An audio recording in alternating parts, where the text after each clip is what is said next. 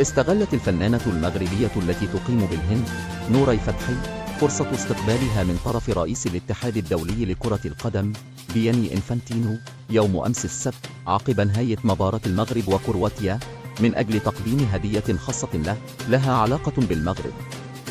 الهدية كانت عبارة على حذاء لكرة القدم مزخرف بعلم المغرب ونجمته الخضراء، وتعمدت وضع الصفارة الخاصة بالحكام، الشيء الذي اعتبره العديد رسالة مبطنة لما تعرض له المغربي من ظلم تحكيمي خلال مباراة نصف النهائي ضد المنتخب الفرنسي. فحسب الصورة التي نشرها المسؤول الكروي، فقد قدمت له نورا حذاء رياضيا بألوان العلم المغربي، إلا أنها تعمدت وضع صفارة معه في إشارة إلى الأخطاء التحكيمية التي أثرت على نتيجة المغرب ضد المنتخب الفرنسي.